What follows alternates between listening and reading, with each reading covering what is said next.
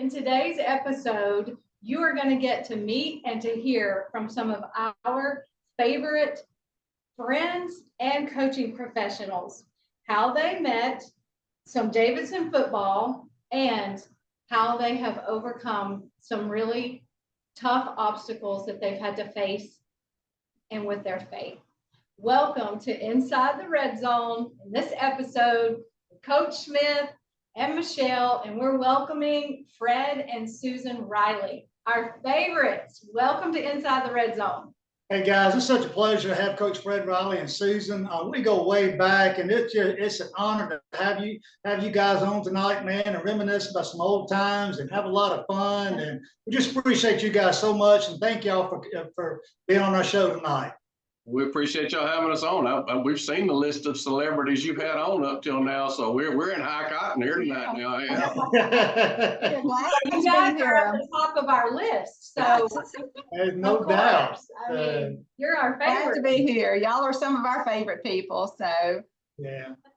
Well, guys, we're gonna get right on. So, man, I just want to know what has the Riley's been up to lately, man. I know you got 8 grandkids. You've been traveling. You've been to Scotland. You had the Rose Bowl. And I keep up with you guys, and I know Coach Riley's playing a lot of golf. So tell us a little bit about your journey, what you guys been up to lately. Well, I mean, we retired. I retired officially from everything other than being the patriarch of the family, and which I will hold on to that job till they throw dirt on me. But otherwise, we got to travel because Susan's company gave her a big check and said, go on the trip of the lifetime, wherever you want to go, but that's how it has to be used. And fortunately for me, she carried me along, and so we did Wimbledon, which was her. I mean, speak to that, honey. I mean, Wimbledon was on my bucket list. So when I got the check and they had this big old ceremony for me and everything, Nathan said, you have to take your dream vacation. I said, I'm going to Wimbledon. And so we immediately had to wait for another year afterwards. But we, Fred was great and getting our tickets and everything. I said, I want to be center court on July 4th. And that is exactly what we did. And it's the most amazing experience of my lifetime. I mean, Fred said he's been to so many sporting events all in his whole life. He's never seen anything like it. I mean, it's better than anything I've ever been to. NFL event, Rose Bowl, you name it. I mean, college playoffs. I mean, it is just an amazing event, how it's run, and the attention to detail of every little thing is something. And then while we were over there, she let me play golf. Got to play golf in London and in Scotland, and so that was big fun. And just doing all those. How different is it there? Is it different playing there than here? Oh, playing golf? Oh yeah. There are no trees. I mean, it's all link style stuff, wide open, wind blowing on the coast. Right there on the Irish Sea or wherever, whatever sea coast is there. It's a whole different world. Of course, you have to have a caddy, so that's really cool. And so you got a caddy, handing you your clubs and taking care of your clubs and helping you read your putts and all that stuff. And we one day it was just me playing as it worked out, and so just me and Susan and the caddy. And then the other time we were with 3 other groups. The families, so we had a gallery basically as 4 of us played together with all the families going along, and it was really something. It really was. Yeah. So how's the greens compared to the greens here? They're about the same. It's not Bermuda. No, I mean it's a little. I don't even know what kind of grass it was. The big difference is that the ball rolls so far there, it just hits and rolls and rolls. So that's a different deal. The bunkers are all pot bunkers are all eyeball deep. You go off in there and disappear. You hit one in there. She's got a picture of me, down in there. You can just see the top of my head cap sticking out. I'm down in there so far. It's just incredible. The scenery and just it was just amazing. So that's an awesome dream, and I am so glad that came true. It was great. Yeah, I grew my children up doing breakfast at Wimbledon. We have strawberries and mimosas are, they get to have real mimosas now because they're older, but I had fake mimosas before. We do it out of my crystal. And so Wimbledon's always been a big deal and a dream of mine always to go back over there. And then we got to go to Scotland and Ireland. So it was amazing. We happy for you guys. Now tonight, earlier, Danny, you'll appreciate this. Tonight, I'm looking at Alabama's football schedule. I'm really thinking I want to go to the Alabama at Wisconsin game. I think that would be cool. You see what's an 11 o'clock kickoff, didn't you? I saw that, but Yep. okay. Yep. I can't. That's a I was going to be breakfast playing game. on Fox, Yeah. but That's an early one. So, Coach, speaking of golf, man, I don't know if our audience knows this, but you have made 6 hole-in-ones. That is phenomenal since you retired. Yeah, and I'm actually in a slump. I hadn't made one in 2 years. I had 6 in 3 years, 2 in 8 days. Yeah. And all of them in competition, not just me out like this afternoon knocking around by myself and ball go in and trying to look around and see if anybody saw it. All of it was in competitive play. So yeah, it was crazy there for a little bit. And, folks started just basically calling me a liar. And, the 4th, 5th, and 6th one, I was catching some grief about those. It ain't no way, man. And Fort Funny was the 2 I had in 8 days were with the same group of people in tournament play back-to-back weeks. I mean, it was, they couldn't believe it. You have hit it in the hole again. I mean, it's been that's. I mean, both sons had hole-in-ones by the time they were 11, and I didn't have one at 59. I retired and started playing regularly, and then had never had one, and then bang, had 6 in 3 years. So yeah, it was crazy. That's some good retired life golf right there. That's we all should have goals.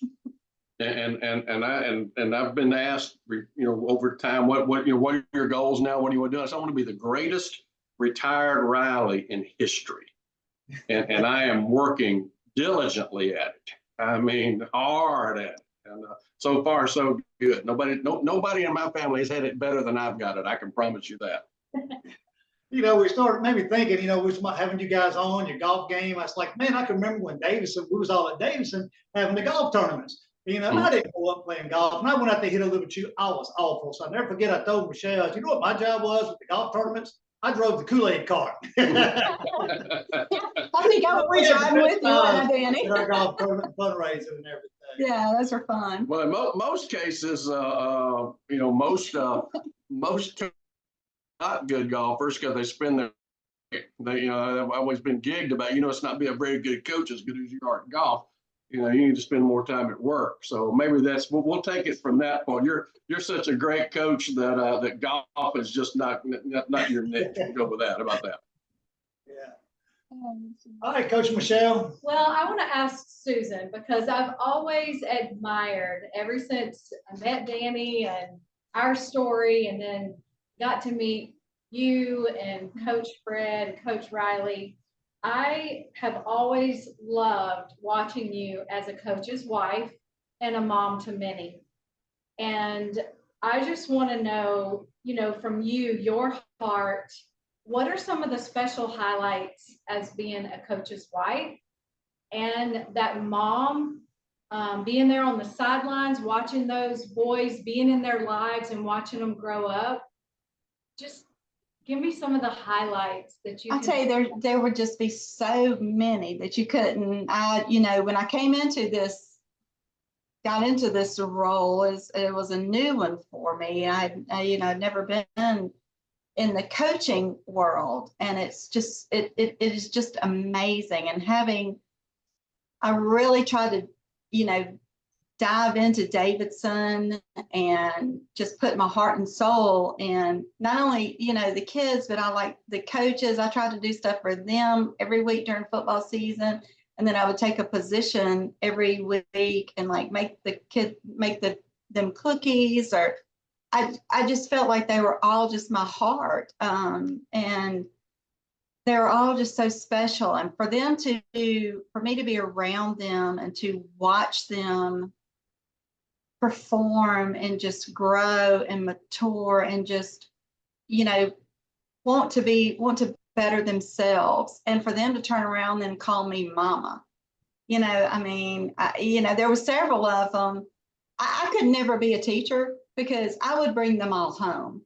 I would just, they are just so sweet, and it's such a responsibility to be able to influence these, kids the way they are. And, the list goes on and on about like funny stories we have, but endearing stories we have, sad stories we have.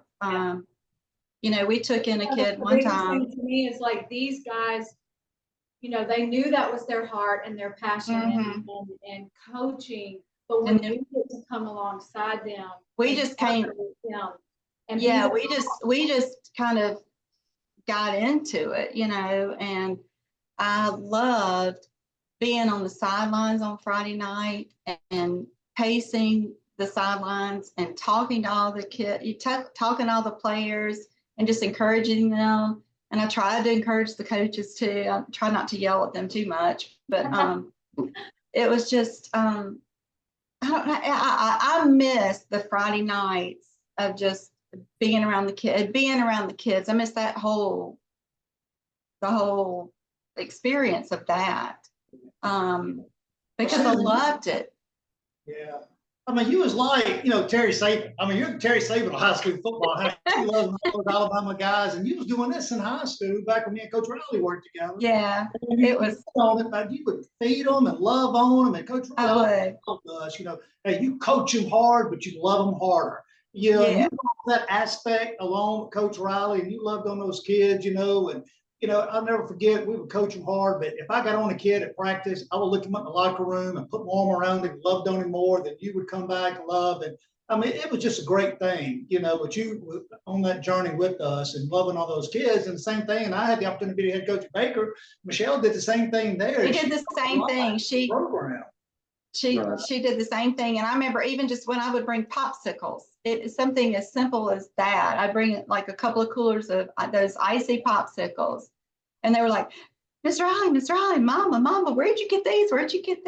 And I remember. They'll never forget that. Yeah. I know they'll never forget that. And I never will either. So hopefully I've made a little bit of an impact on some of those. Absolutely. They were never former Davidson players. So and she was about to tell a story and she sort of redirected, but it was 2013 or so, and we had a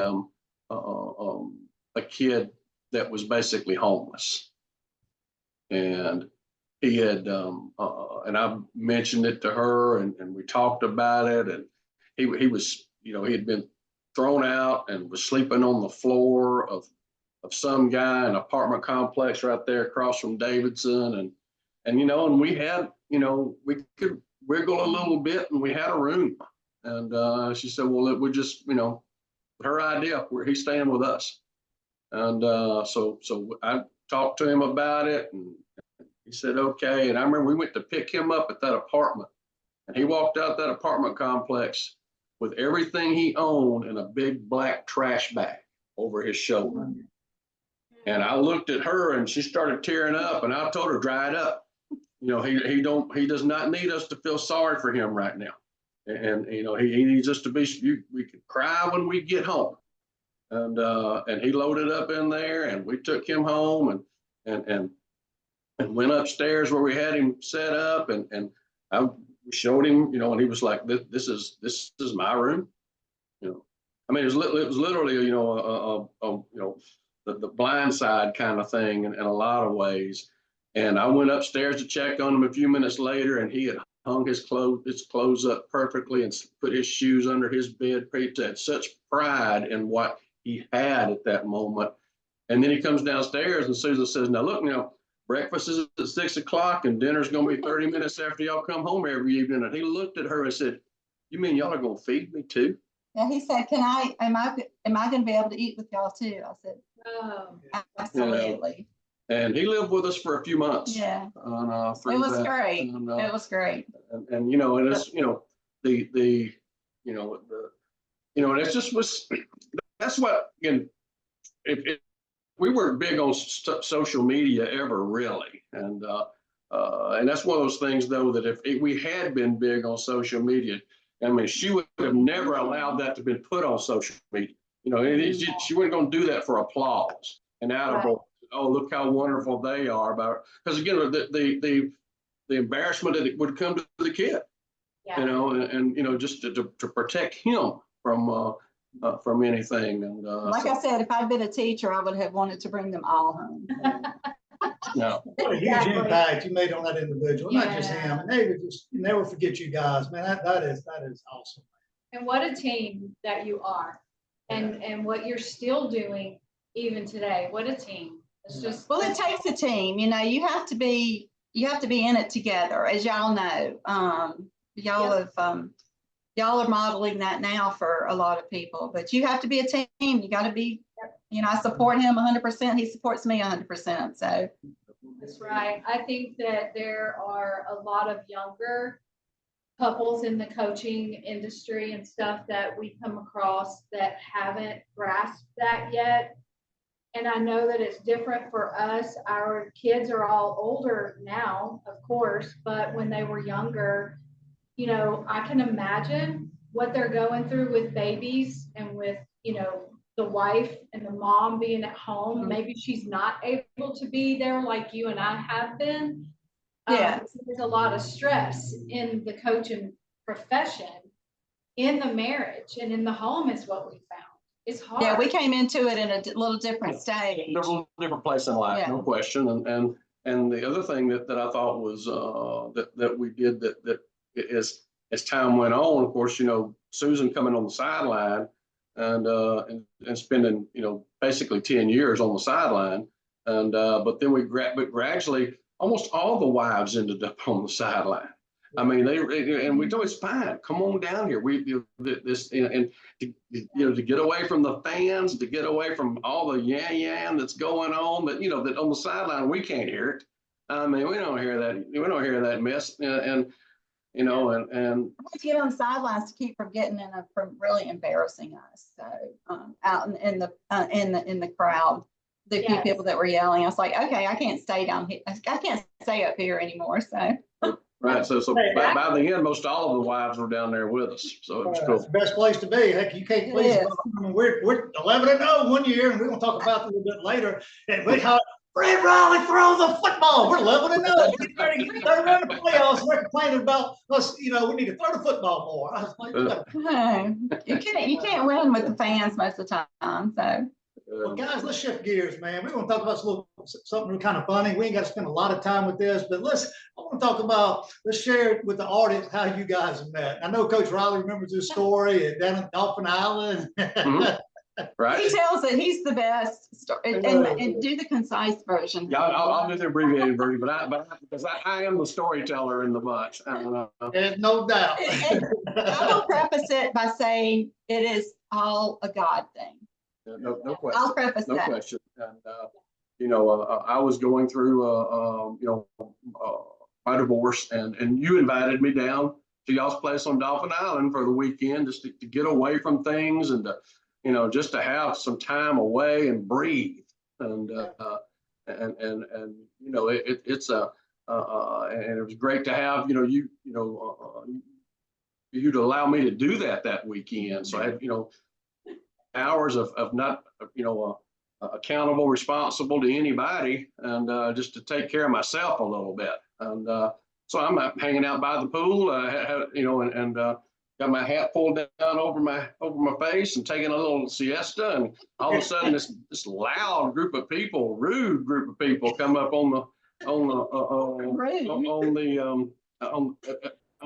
the pool, and I sort of raised my head up and looked at them, and this pretty blonde-headed lady walks over and says, "Did we wake y'all?" And I said, "Well, I'll forgive you if you give me a sip of whatever it is you're drinking there." and she had some frozen drink. So she said, sure. She gave me a sip of it, and we talked for maybe a minute and a half. It wasn't long at all. It wasn't very long at all. I mean, we just casual introduction, and that was it.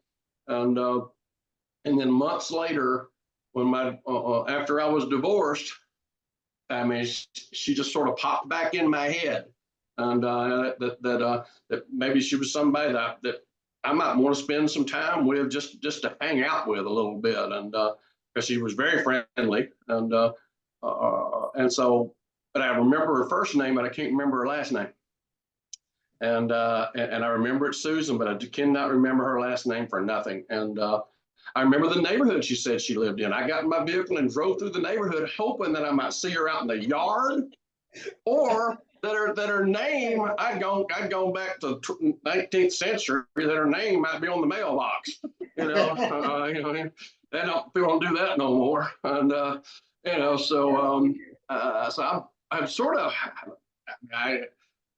not giving up, but it was going to take a miracle, a God thing for me to find her, to call her. And I'm in my office at Davidson, and I'm looking up a phone number in the old phone directories, and I'm trying to find a phone number, and I look and I open it up, and her name is at the top of the page, S. Ross. And I said, that's her last name. And I went down and found it, Susan Ross, Chamberlain Drive. I said, that's her. I mean, Wow. what are the odds? Wow. And so I called her, and tried to call her for a couple of days. She was at work. I don't know. And finally, like the third time I called her that week, I got a hold of her, and I told her who I was. I'm sorry to bother you. This is Fred Riley. And she said, you're the football coach at Davidson, aren't you? I met you this summer at Dauphin Island. Well, yes, sir. Yes, ma'am, I am. And she said, congratulations on y'all season. It was awesome. And hated for you how it ended up. I said, well, thanks a lot. So I explained where I was in life and what was going on, et cetera, and asked her if she'd just like to meet me for coffee sometime on Friday and just hang out. And she said, well, I'm raising my daughter. I work. I really don't date. I really appreciate the thought, but I don't think so. And I say, ma'am, I appreciate that. I understand that. I just really thought there was some type of connection there. I don't really understand it, but I appreciate it. And then she says, well, Friday's no good. How's Saturday for you? And she still says she has no idea why she said that. You're about to hang up. This phone conversation is about to end. And he sort of just blurts that out, and we meet on Saturday, and she says 30 minutes into it, she knew that we would be getting married. It took me about 24 hours, and it wasn't long. I love that. I love that story. Then, because I don't think I met you that weekend, Susan. I must not been by the pool. I was in and out. I didn't see you that weekend. And the coach told me, I met this girl named Susan. To come to find out, I've been knowing Susan through Shaw with my brothers, Oh, yeah. family, and Mark, and the whole Yeah. bunch. It was like, what? I mean, it was just a God thing. We were both Shaw rebels. It was such a God thing for me to even agree to go, because like I said, once I said that, I was like, who said that? It's like, I'm not dating, I'm not doing anything like that. And it was just a God thing. And we've been inseparable. That was in January of 06. January of 06. We've been best buds ever since. So. I'm so glad you came down to Dauphin Island, hung out with us. Me too. Came down there. What a great story. Yeah, my sister and brother-in-law had a condo down there, and that's why I was down there with them. And my brother-in-law was the one making us the frozen drinks. So it's kind of similar to our story. Yeah. But I love that. I love you guys. Well, Coach, this is for you. I want to know, what is the most rewarding thing that you can just think of being a football coach? And on the other hand, there's always two sides. What is something that comes to your mind that's been one of the most difficult parts of it as well? Okay, again, you as you get older, and I hate to tell you, but we are all older now. It's really, staying connected and being connected with guys that I coached many, many years ago, and seeing them send me pictures of their wives and kids, and hey, coach, you know, and just that it matters enough to them that they want to share that with us. You know, I coached a kid at Inslee, for instance, that Travis Hendricks. Travis Hendricks lived in the Brickyard Projects in Inslee, in just a terrible, terrible living situation. Was our quarterback, and you know, spent a working with him and just loved him to death. I went in the projects one time to get him because he wouldn't practice.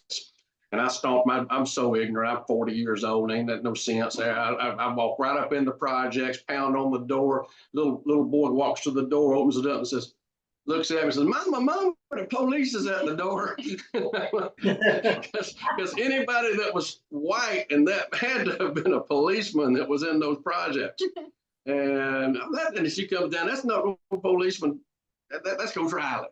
And so I get Travis to practice. Well, long story short, this fall, Travis won a seat in the Alabama House of Representatives, representing that district. And I sent him a message, said, man, I am so proud of you. And he says back, Coach, you know, thanks so much for what you poured into me. You know, I still hold on to some of the things you taught, and that's pretty cool. And that's what it's all about right there. That's good stuff. And you know, and the downside is, you know, just I think the battles that you fight, that when you're doing your best to do more than just coach ball, and realize that you're fighting, that there's so many other people that you're fighting, not just the culture, but just and it is a cultural thing, and some, you know, it's about my child's scholarship, it's about my child's playing time, it's about all these other things that have nothing to do with team building and you know, making a long-term impact, and sorting through that stuff. And over time, you know, as you get older, it started grinding on me, and it really did, and because it continued to get worse and worse and worse, and you know, just the true just selfishness of people, you know, using team sports for their own gain, really, and even in the semi-pro at the end, you know, the semi-pro had gotten to you know, we're in it for ministerial work and to impact people's lives and to help guys get jobs, et cetera, and it's starting to stress both of us over playing time, over you're not helping me get into the arena league. I mean, holy cow, guys! I mean, that's not why we're doing this, you know, and you know, and that's you know, that's one of the reasons we finally just said, you know, and that's enough. I mean, my blood pressure was getting high. My nervous eating, I was getting fat from my stress eating, and you know, go ahead. I was just agreeing, like, and we see it all over right now, and it's not the same. No, It's not the same. you know, and you don't, and we don't do it for pat on the back. I mean, I don't, and we all like to be recognized and told good job, but we really don't do it for that. But we certainly don't want to be doing it. We're in a constant battle with the people that you're trying to help. Yeah. And that's where it's just continued. It's gotten so off course, and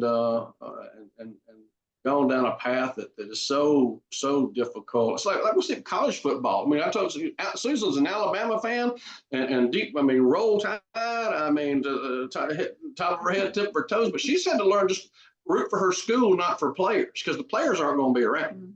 They're going to jump. They're going to move. They're going to go. They'll be playing. Same guy you root for will be playing against you next year. Yeah. And you just have to learn to, you know, root for the institution and not get too caught up with the players anymore. I don't want to get too sidetracked, but you remember what Terry Saban said when, you know, they had the guys over on a recruiting visit, and she fed them, you know, breakfast, and after they left, she went to Coach Saban and said, why are we doing this? What are we doing? Only things they worried about is the money and feeds, That's fame. right. We privately, we didn't get interviewed by AL.com when we disbanded, when we sold the Storm, but we had that same conversation, same meeting, driving down the road after the last game. You know, we are done with this, aren't we? You know, and it just, you know, so we understand where they're coming from. Yeah. And I'm sure in those, ever how many years, 5 or 6 years, I don't know how did y'all own the Storm? 5 years. Sure. Some of those guys, you made a difference in their lives. I know it was a very difficult time at the end, you know, and all the things you just said, but I'm sure the rallies made a difference in those guys' lives. Well, we sold the team. We sold the team to one of our players. I mean, he said he wants to continue the ministry and carry it on and try to do bigger and better things with it. That is outstanding. We're so proud of that. That may be the only reason we ever even We did. did it. So it's for him to be able to have it and take it and run with it. So, That's good. Well, man, it is time. My favorite part of the podcast. I'm ready to talk about some Davidson football, man. Back in the day. I knew you were. I'm just chomping at the bits now to get to this part. It's great. Oh, what a great run we had. Yeah. So, you know, before we start talking about, we could literally spend all night, Michelle, talking about Davidson football. So I got to narrow it down a little bit with Coach Riley and Mrs. Coach Susan. So, but I'm just going to tell artists a little bit about, you know, Coach Riley, our days at Davidson. Guys, if you don't know that Coach Riley is in the Davidson Hall of Fame, he's the all-time winningest coach at Davidson with a record of 110 and 50. He was the head coach there for what, 14 years. And correct me if I'm wrong, Coach, out of those 14 years, you was in the playoffs 10 out of 14. Okay. You won the region 5 times. And then twice we made it to the semifinals. And I think you had a pretty awesome run there. And I was just very privileged in those 14 years. I got to coach with you for 7, your first 7 years. I mean, what a run, what just, you know, that says a lot about you and our staff and the players that we had for those 14 years, and especially those 7 years I was there. I appreciate that. And you know, you know, Danny, the thing that we did was we surrounded ourselves and the coaching staff with like-minded people. Who loved those kids, who bought in, who knew what we were attempting to do. Jamal Lett will still tell you and has told people that, you know what the first thing Fred Riley did when he interviewed me was? Is what? He gave me a copy of a paper he has in his desk of the plight of fatherless children and said, if you don't have a heart for this, you don't need to coach here. This is what we're about, impacting these lives. And you know, and we surrounded ourselves not necessarily with with geniuses, but with people who had the right hearts, that people that would, you know, buy into what we were doing. You know, I used to say all the time, you know, we were the island of misfit toys. I mean, you know, individually, none of us were special, but corporately, we were pretty dang good. And when we got everybody in that room together, because we were always on the same page, you know, pulling the rope in the same direction, understanding what we were about, and that, yes, we loved winning, but winning was going to be the byproduct with this group of kids by how we impacted their lives.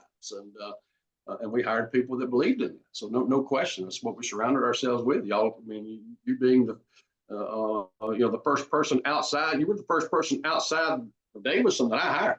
You know, I had inherited some guys, but the first person from off campus that you know, that I hired and brought in 04. Yeah. You know, and I've coached for, you know, like I said, 30-something years, but my time with Davidson was special. And I tell everybody that, you know, I worked with Baker, don't get me wrong, I've had some good stops, but my time there with the coaching staff we had, the difference we made, the games we won, and we just had a clientele of different kids. I mean, and Coach, you remember, you know, you always talked about, we didn't have a feeder school. Our feeder school was everywhere. You know, bringing all these kids in to buy in to Davidson football and won like we did. I just think it was just really great, you know. I mean, there was nobody having success at the level we were having success at that was built the way we were built. You know, we talk about it take a year and a half to turn a kid into a warrior. I mean, it take a full 9th grade year and the fall of their sophomore year for them to learn how, not just football, but school-wise, the whole deal of how things were done there, and that it wasn't easy for, you know, and just to be, you know, so disciplined, so tough, so hard, so regimented, so routine. The team love is being consistent. You know, we're going to be consistent with you every 365.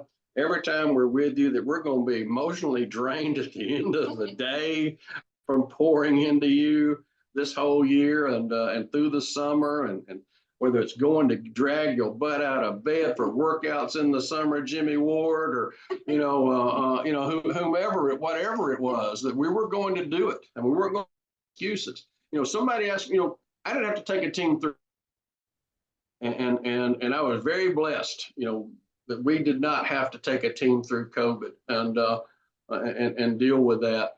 But I'd asked somebody at Davidson, because they had really struggled through that, and the question was posed. I said, well, it was terrible. Y'all in a terrible situation, and he said, you know what the difference would have been if you were the head coach there? What's that? He said, you'd have gotten them to practice. You'd have put us in cars. We'd have gone and picked them up. We'd have gotten them there. We wouldn't ever use COVID as a crutch, as to why we only have 22 guys at practice today. And they said, because that's what you did during hurricanes. You would have just treated it like it was a long hurricane, and you'd have gone and gotten them. And there was some truth that's not being critical of how it was done, but I know that's what we would have done, sir.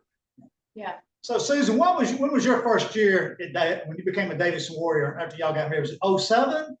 After we were married was 07. I was involved in 06. We were dating, but Okay, 06 so was the first. Being part of the program in 06, is that correct? Yes, Okay. yes. But the first time I was really, really around it was 07. So the reason I asked, and I was there for the first 14 years, the first 7 out of the 14 years. So we're just going to highlight some of the years I was there. And because, the first year was 2004, Coach Riley got hired. And so we made the second round of playoffs, lost to Prattville that year. But Coach, I will never forget this. And it's a funny story, and you're just a phenomenal storyteller. If we started off, correct me if I'm wrong, 2-2, we lost on the floor. Then we turned around and played Fairhope. Fairhope needed 16 to 7, something like that. No, we didn't score. We didn't score? We did not score. I was running the offense. I can promise you, we did not score. So I will never forget, Susan. This is a classic story, and I tell the story all the time. So Coach Riley didn't say much after the game. We were all just really down. Excuse my language, we were pissed. We hated to lose. So Coach Riley said, "All right, boys, I'll see y'all Sunday for a regular Sunday meeting." So we get there. So we walk in, and Coach Riley had 2 VHS tapes. VHS tapes. So it was back in early 2004. He said he had that finger. When he points that finger like that, said, "Follow me." We walk down that hill, walk by the stadium. Well, it wasn't a stadium back there, it was a practice field. We go down to that creek. Coach Riley said, he said, "We're not going to watch it, and we're going to flush it." And he threw those VHS tapes down that creek. You remember that, Coach? Oh, I trust me. I very much remember that, and being embarrassed as to we had come and there was a hurricane, and we it was that first we had a hurricane, we played Fairhope, and we didn't have any more than 20 guys at practice on any given day that week, and that's what we learned how to do hurricane prep. We didn't have players' phone numbers, we didn't have players' addresses, and all the electricity's out, so we don't know how to get a hold of them. We don't know where to go get them. I did not have a plan in place for that. And we did, when Katrina came, we had one, and nobody wanted to play us in that window because we didn't have no guys miss practice for that little stretch. But the first year, that was on me. And, we played Fairhope, and then we're talking to Mark Lassiter pre-game. And I said, "How many guys did y'all have at practice this week?" He said, "We only had 1 kid miss on Wednesday, and that was it." I said, "The rest of your guys are here all week long?" He said, "Yeah." And I thought, "Oh my gosh, we're about to get beat. We're about to lose to this bus that we have no business losing to." And sure enough, we did.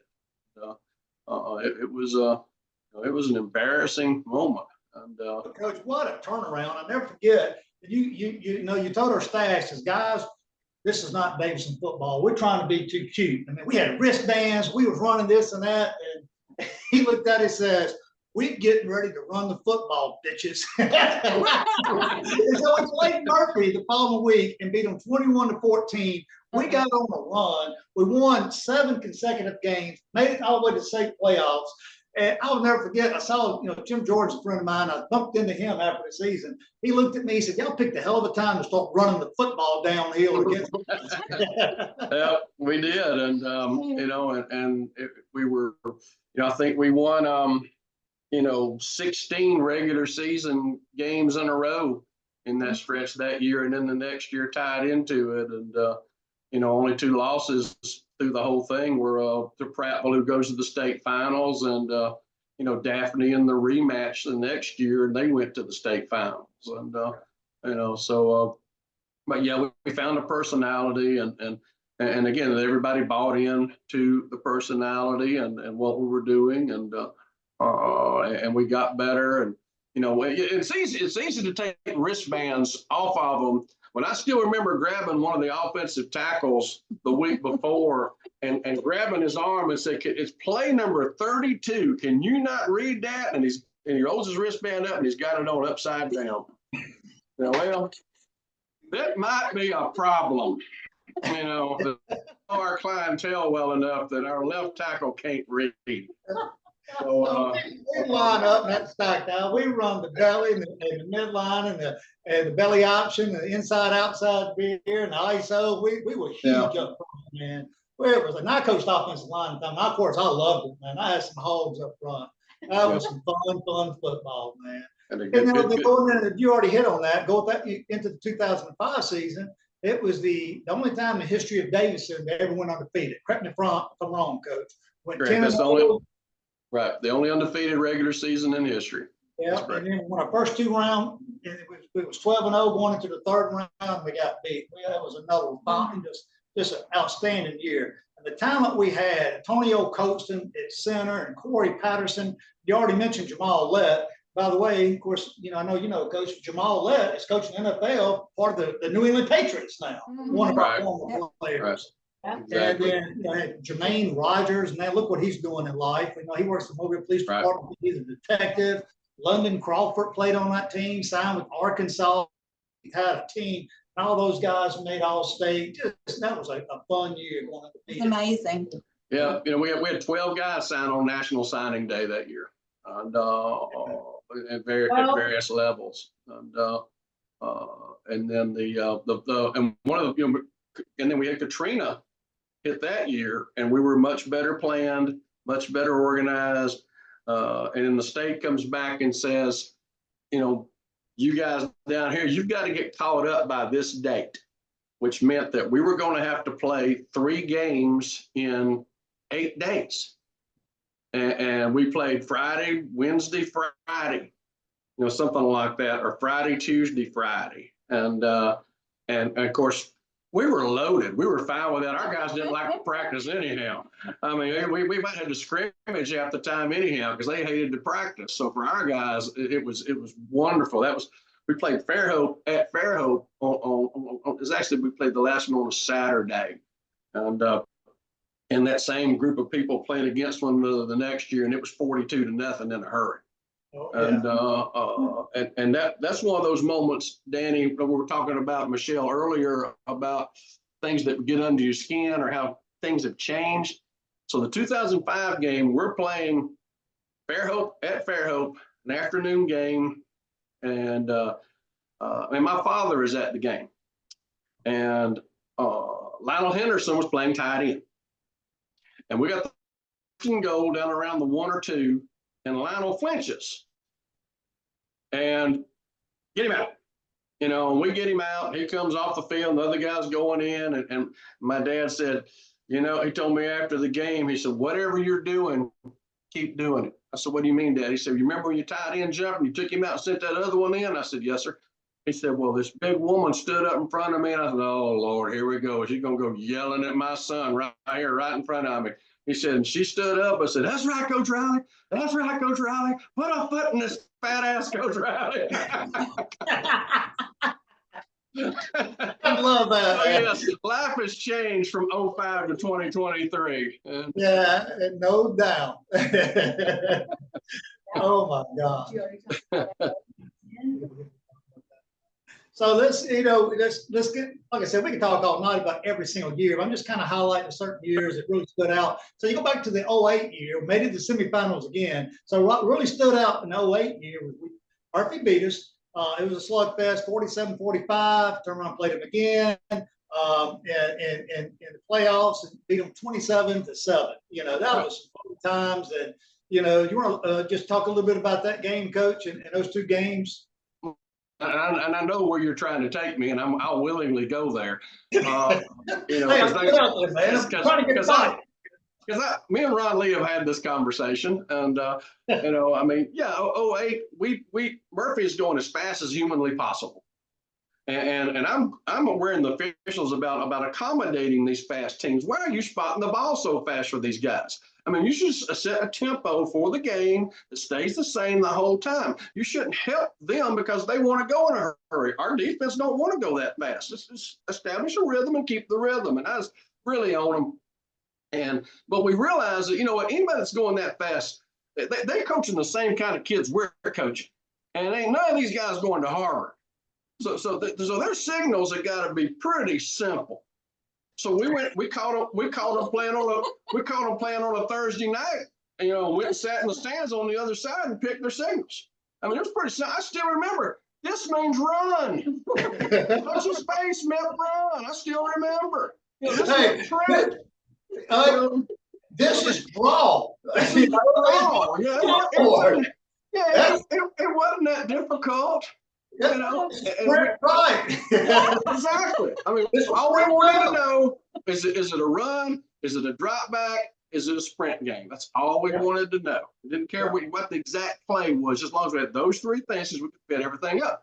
And then we go into that game and we don't, you know, we've got it ready, but we don't pick their signals. We don't use their signals against them in the regular season game, and they beat us. And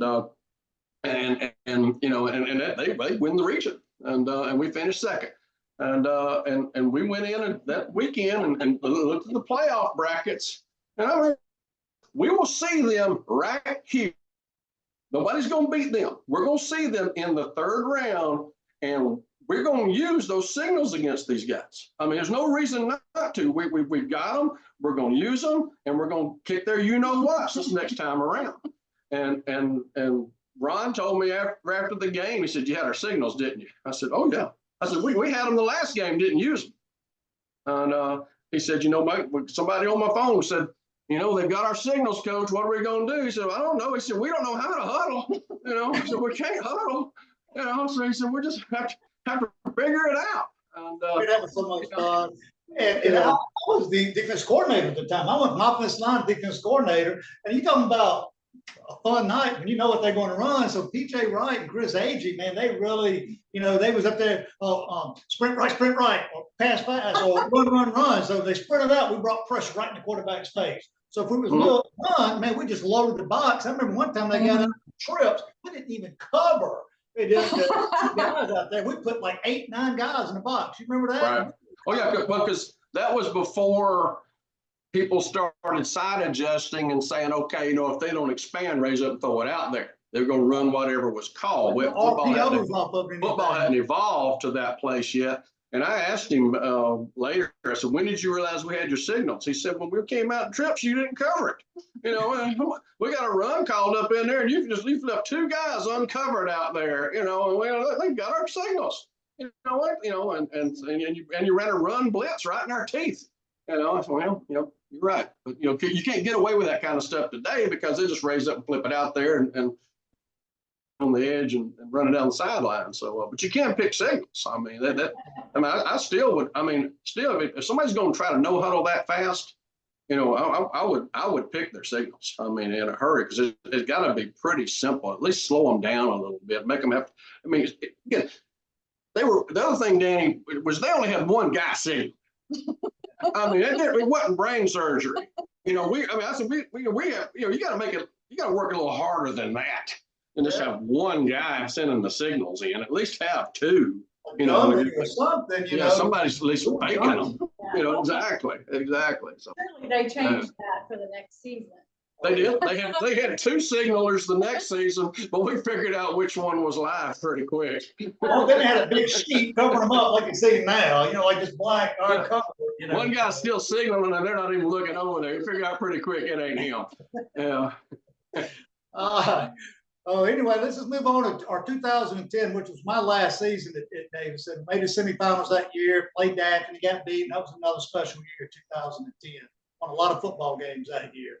You know, Danny, that might have been, you know, 08 was that little stretch right in there was as good a coaching as the staff has ever done. 08, we go into the season with two quarterbacks alternating play. We're sending in plays against Daphne the first game with Jarrell Smith, who was an offensive guard in freshman football, now playing quarterback, and another kid named Nick Reed. We're rotating plays in with Jarrell Smith and Nick Reed in 2008 in the beginning, and then Jarrell takes the team over. You know, 09, you know, we got beat up, banged up a bunch during the season. State had a lot of guys hurt, but you know, fought through it and got healthy at playoff time. And we were as good. I mean, you know, we lose 10-7 to Prattville, who wins the state championship, and there's no question that, you know, I mean, we were just as good as them. We were special on defense. I mean, Chris Hughes, Jimmy Ward, we had a muff punt down there at the end, and they got a field goal late in the game. And we scored defensively. I think Chris Hughes, who ended up signing at Mississippi State, made a pick and scored right there. Right. You know? Yeah. The one thing that you know, I've always been a fan of football officials and have always done everything I could to help them, support them, spoke at their meetings and stuff.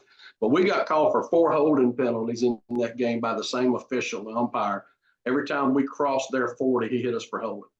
And they got 0 holding penalties in the game. Wow. And I was not happy. And so I don't even remember what his name was, but after that, every year I went to playoff meetings, I scratched him and anybody with the same last name that might be kinfolk to him. They never going to do another Davidson playoff game. Because it was, you know, you just hate to say somebody's, you know, got the thumb on the scale against you, but that was sort of uncalled for. And then, well, in the 2010 season, wasn't that when we played Daphne?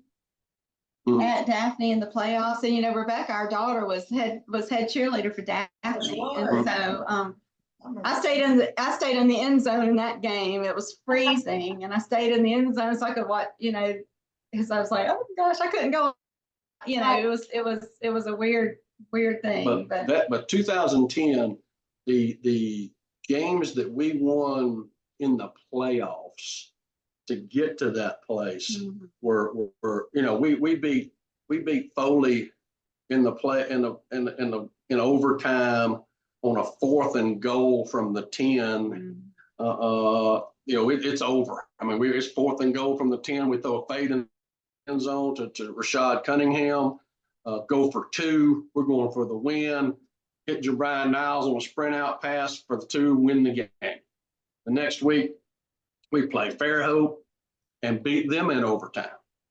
And just, I mean, and if you remember this one, Danny, it's overtime. We went first and scored and in that game, and now they've got the ball and they've got to score, and it's 4th and goal from the 3 or 4 or so, and it's down at the going left to right, just the right hand end zone down there at the lip, and we call timeout, and me and you're talking about what to run, and you had run this blitz where both linebackers, the nose goes to the right and both linebackers blitz through the left.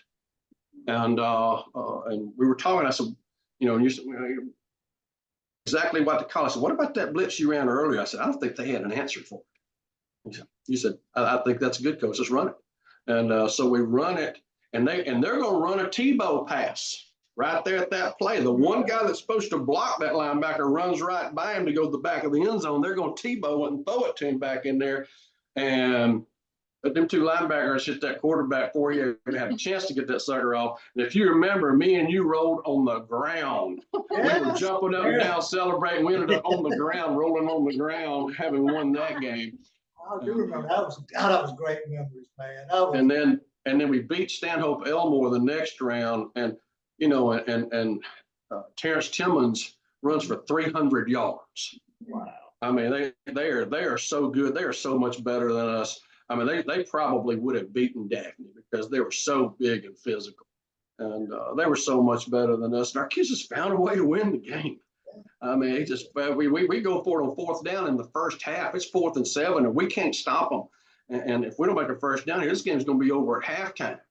And Timmons breaks it, and we end up scoring before the half, you know, to get back in it. And in that game, you change defenses and said, Coach, they're everything's running to the tie. They don't have anything out the weak side except a naked bootleg pass. If they run a boot pass to the fullback out the weak side, we can't cover it. We will have nobody on it.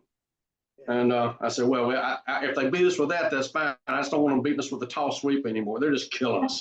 You know, it's lining up, just pounding us. So your jump defense went to a crazy jump defense, sort of like we did against Murphy when they came in single wing on us that night. And we stopped them. I mean, just shut them down. They had no answer. They ran the boot pass one time, and they had us. And the quarterback bounces in the dirt out there. We just started going, and they never came back to it and tried it again. And so yeah, that was that little stretch right there was I mean, there was some amazing football, and we were blessed. All 3 games were at home. You know, kind of the bracket played out. We got to play all of them at the level. That helped us big time. And what great times and a lot of football Good games. football. You know, Coach, I can't say enough about the coaching staff. We had all the guys that bought in, you know, and you know, I'm just going to name them. And God, forgive me if I, you know, while I was there, I worked with. I wrote them down and I took some notes. I'm just going to name them, man. It's Chris Denny, Chris Agee, Jay Pope, PJ Wright, Bart Sessions, Milton Sutton, Jeremy Smith, Kenny Daigle, Andrew Jordan, Jason Black, John Cubic. That's just the years I was there. And to this day, we're still all great. Yeah. That was awesome. And you can't forget Bart Sessions was on that. Who said that? Did you say Bart? Yeah, he did. Okay, I missed it. Okay. Yeah. But yeah, I mean, It was amazing. Joseph Crawford. Coach You know, Crawford with and offensive. Crawford that in, you know, and I know you have some great coaches out there. I left, but those coaches, you know, and just It was well, special. got along. Of course, winning a lot of football games helps that. But we Sure. just got on, man. And we Well, and you can't forget Smitty driving the bus. Oh yeah, Smitty driving bus 1. Yeah. It was a special group, and you don't really realize how much fun and how special it is until you don't have it anymore. Right. It was a great group. It really was. Yeah. Or as the seasons change and schools change, like where we are now, it's awesome. But I truly miss and long to be on the sideline. I miss that. I miss being in the field house with them. Yeah. So you're right. You don't realize how special. You don't realize that there, you know, as the moment is going on, just like most things in life. Yep. You know, and you think about the coaching tree under Coach Riley, you know, a lot of these guys could have went on and been head coaches. No doubt Jason Black would have been a head coach. He decided to go to, you know, in the pharmaceutical business, but, you know, Bart Sessions, the head coach. I had the opportunity to be a head coach. PJ Wright was a head coach. All of us at that one time worked under Coach Riley at the same time. And Jay Pope could have been a head coach. Yeah. He just decided to do the UMS right thing, and it's turned down opportunities. So there's no doubt that Coach Pope could have been a head coach. You know, we had him not too long ago on one of our podcasts, and it was great catching up with him. Yeah, he came out here to Coach's Cave with us. I love Jay Pope. Right. All those guys, you know. Yeah, Jay's fantastic. they're all such good guys. Well, we're going to switch gears now. I want to, you know, we say a lot of our favorite F words on our show, and it's a lot of faith, family, fitness, a whole lot of football and having fun. But we do want to ask you guys, because y'all have been through quite a bit in your time together, and we just want to talk a little bit about your faith, if you would be willing to share some of the tough times that you both had to face and some things that you had to face together. But tell us and share with our network and our audience what your faith has meant to you and how that you've made it through some of those really, really hard times. You know, the first one was obviously the breast cancer in 09. And to, you know, and to work through that together, work through that as a family, you know, I mean, you're in the middle, we're in the middle of football season, and that's 2019. And she's a very visible individual on the sideline. And the impact that had on the team, you know, and on the Davidson community.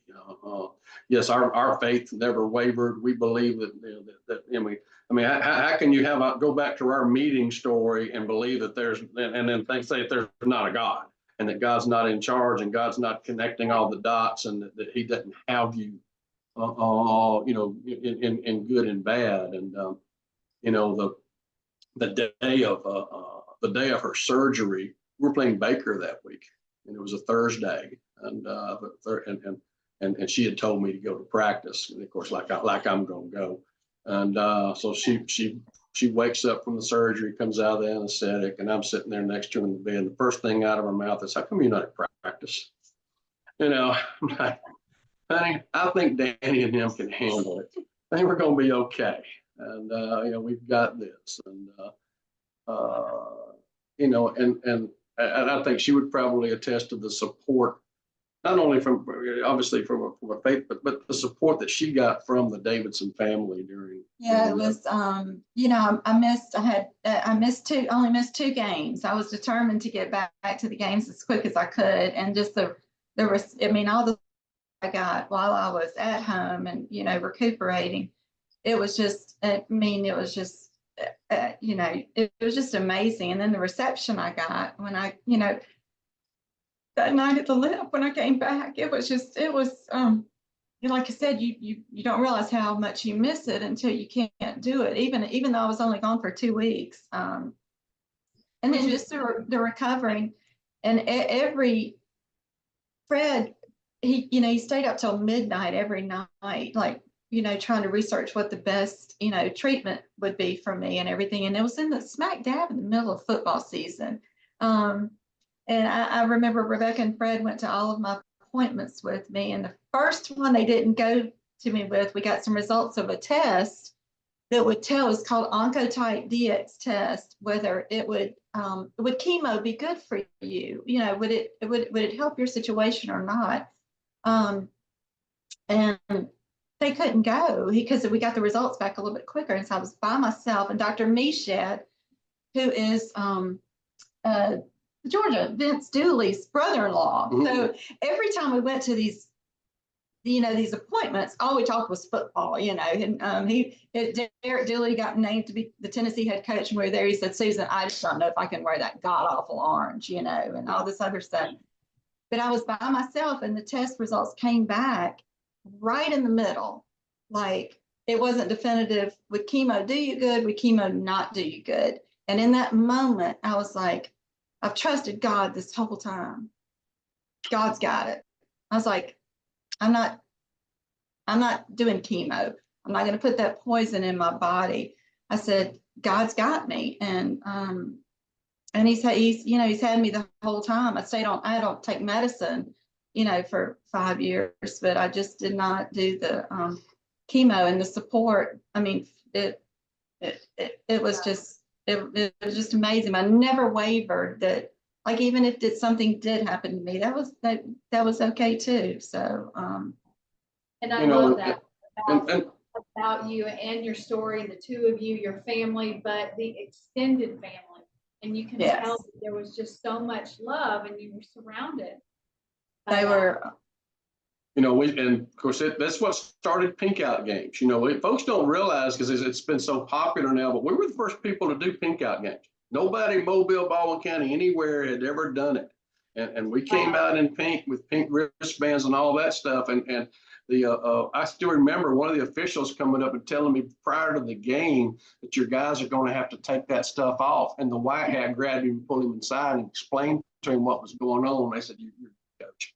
And so after that, everybody started wearing it during October. And and she got, of course, was recognized at the Pink Out pep rallies and escorted out by the seniors. I remember walking in with Shank on one arm and Chris Casher on the other. And of course, I'm like, they're like, I'm like way down I here. just saw that picture not too long ago. Yeah. And when I've got the gloves that Shank wore during that Pink Out game, he gave them to me after he signed them. He said to Mama, and so I still have those gloves that he wore in my honor during that game. But it was just it was So I can't put it into words because it was just awesome. It was something.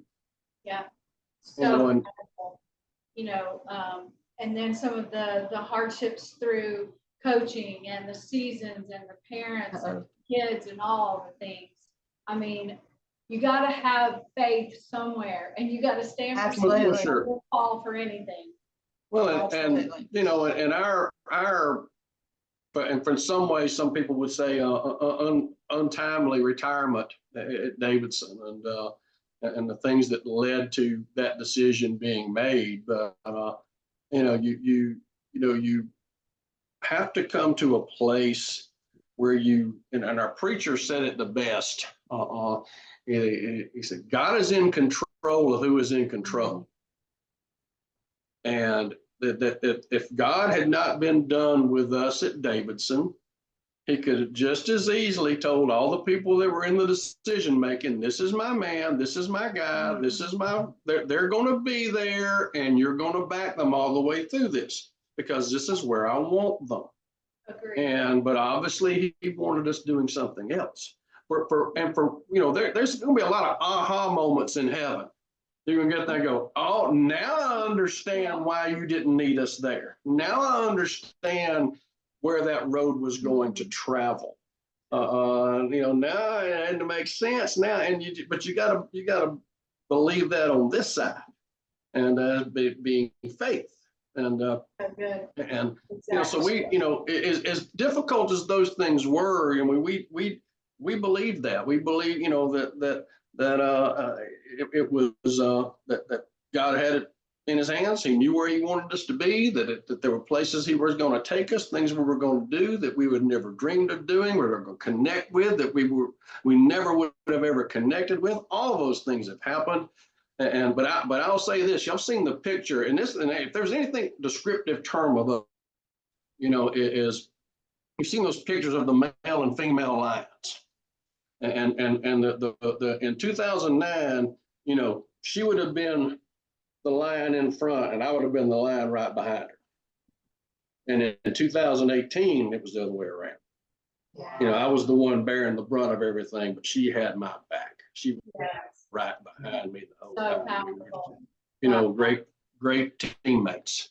And yes. And what a powerful example throughout not only the Gulf Coast region, but hopefully to our watchers, listeners, subscribers, all the things in the network, that they can come and find you and follow you and jump in, because you've got some great stuff going on too, and the history, and you've got a book we want to talk about, and then you do a podcast episode. So there's great ways to continue to follow Coach Riley and Miss Susan.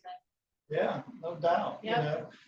Coach, I think everything's ordained. I mean, one of my favorite scriptures in Proverbs 3:5, trust in the Lord with all your heart and lean not on your understandings, and all your ways acknowledge him, and he will direct your paths. And we've all been through storms. I just don't know how I could have got through the storms in my life, but constantly going to my God, the one I believe in and love. And, the situation with me in Baker, we kind of went through the same thing.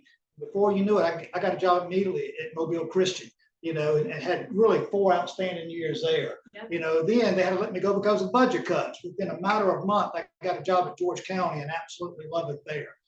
Just look what kind of an awesome God that we have, that he's going to provide for us.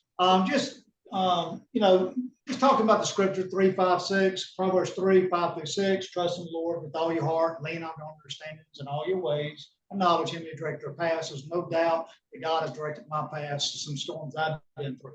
Yeah. You know, we got an awesome God that it looks out for all of us. You know, we're his children. Yep. So Absolutely. So I want to leave our audience and network with how they can find you, Coach, and how can they get a copy of your book? Because we didn't even, our time's getting ready to run out for tonight. Sure. We'll have to do a part 2 because you guys are just that awesome. And tell us about your book really quickly. and how can we find it? Okay, but Bo don't know me. If you can find it online, Amazon is you know, it of all things, it went to #1 on new releases on Amazon sports things one. That's unbelievable. I screenshotted it real quick because I figured it may not stay #1 by like 10 seconds, but at least I'm gonna get a picture of that. But that's the best. That's online and Amazon's, you know, Barnes and Noble, any place that you get books, you can do it and get those online. And Yes, and the title is Bo Don't Know Me. Bo don't know me. My year at Auburn as a grad assistant, 1982 to 1983. That's awesome. And then now I don't do a podcast anymore. I got tired of competing with y'all, so I bowed out and I was like, Coach. encourage my audience to follow y'all. So I thought you were still doing it. It was great. So as soon as I called Coach Riley one day, we're about to end this. And I said, Coach, I got to tell you something. I said, I'm not stealing your thunder, but we was planning on doing a podcast too. Yeah. Chapman won't do one for 2 years. I promise you I'm not trying to steal your thunder. No. No, y'all are great. Yeah, y'all are awesome. What y'all are doing is fantastic. We enjoyed having y'all so much tonight, and definitely got to get together soon.